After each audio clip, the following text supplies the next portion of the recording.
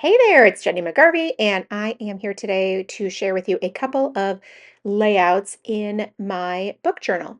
So, this book journal is actually getting really full, and I'm very excited about that.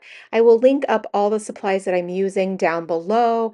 I know that's often a common question that I absolutely want to help you with. I have a handful of these videos already, so if you want to see more book journal content, you can just go back and look at some of my past videos for that. A couple of things clarified. This book journal starts in January 2023. I will probably get somewhere between April 2025. Yes, I read a lot. Yes, I listen to a lot of audiobooks. That's for a variety of reasons, but I document all of these in this book journal that I absolutely love doing. I love looking at each book individually. So that's why I create each row or entry, however you want to call it, as one.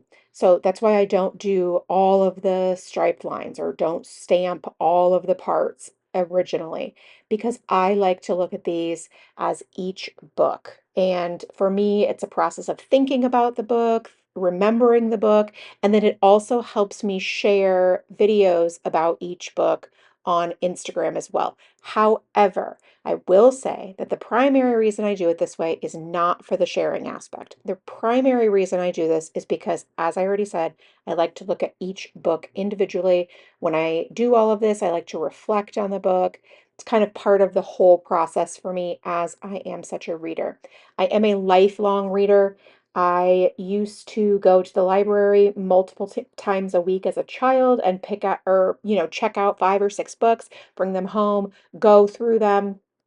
Particularly in the summer, like I was a voracious reader. I'd read like 5 to 10 chapter books a week. So reading is a lifelong hobby for me that I really do love, and I find is such a great way to A, be a better human, B, get a little bit of time offline, C, improve my vocabulary, my empathy, and so much more. So, reading is about as great as it gets as far as I'm concerned. And this year, I have really taken off to start reading some different types of books. So, like this book right here, Blood Beneath the Snow, I believe it's called. I am not historically a fantasy reader and certainly not like a fantasy romance reader. What do they call that? Romantasy or something like that. I am absolutely not that type of reader. I'm a mystery reader. I'm a literary fiction reader. I'm a contemporary fiction reader, but I'm not really those types. But you know what? I am really actually enjoying it very much. I don't know that that's going to become my primary genre, if you will, but I am really enjoying it. And actually, this particular book was super good. I loved it. And it was one of the ones that really made me say, okay, maybe I'll think about that. And that one was called Blood Beneath the Snow. And it really just turned out really good. I liked it a lot. So I am using a Sharpie pen, not a permanent marker, not a gel pen. These are felt tip pens. So similar to a Papermate Flare, if you've ever used those, that's like what a felt tip pen is that you might be familiar with. A As opposed to the Flare, this tip is a little bit smaller. I love these pens and they work beautifully in this notebook. Speaking of which, as you can see, this notebook gets a lot of use because I read a lot of books and it is holding up beautifully. The paper is fantastic. It's just a really great high quality notebook. I don't make this notebook. I don't sell this notebook. I don't have a stake in this notebook. I'm just telling you that I really like it. So it may or may not be for you, but I think it is a really beautiful handcrafted notebook that I'm really excited to have on my shelf at the end of the year when I finish documenting all of these books that I read. Okay, so this next book, which is called Counting Backwards, I was really surprised by how much I loved it. I didn't have a whole lot of thoughts going into it, in that I didn't know that much about it. Like I had read the synopsis, it sounded good. I gave it a try.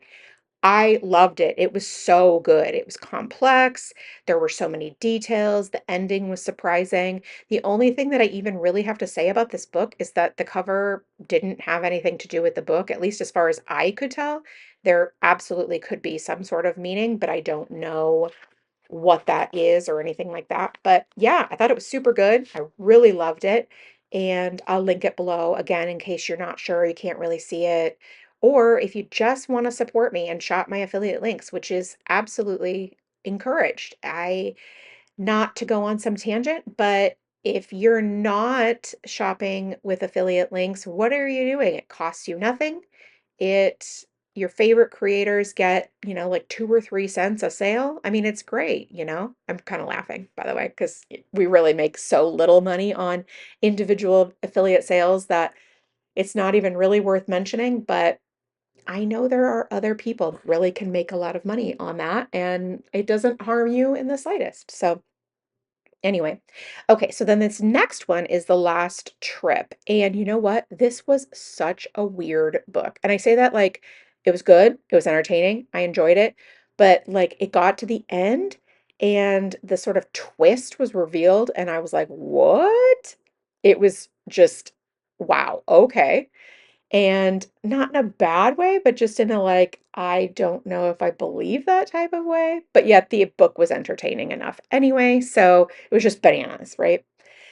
So I am using black VersaFine ink to stamp all of these images. And if you're a new stamper or an inexperienced stamper, or heck, if you're an experienced stamper, black VersaFine is just such a great ink to use. But I really, really love it for beginners because stamping isn't something that like, oh, you just wake up and you're a great stamper. And so stamping at first can be very discouraging to new stampers because like, oh, I'm not very good at it, blah, blah, blah, blah, blah. And VersaFine is an ink that will absolutely help you with that because it's great for small details. It dries quickly. It's really, really a great ink pad. So if you're thinking about buying one, you haven't ever stamped before, I highly recommend VersaFine. I can't recommend it enough, actually. There are lots of other great ink pads out there, but I stand firm with VersaFine.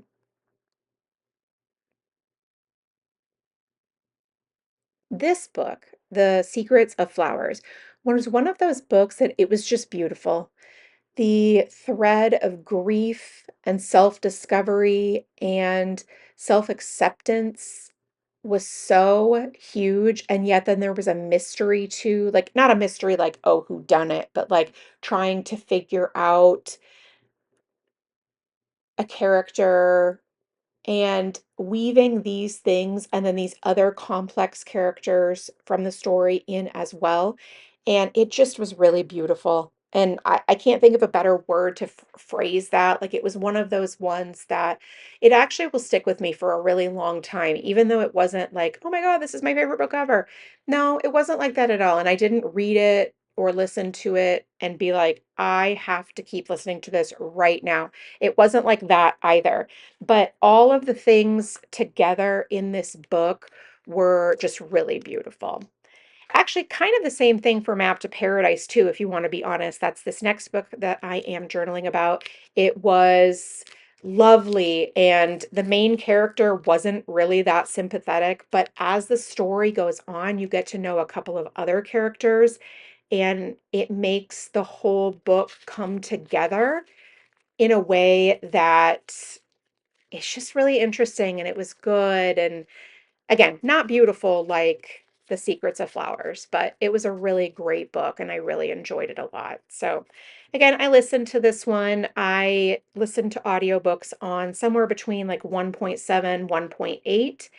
And I do that because anything else is too slow and my brain starts to wander and then I miss parts of the book. So I need it to go really fast so that I don't start daydreaming about something else.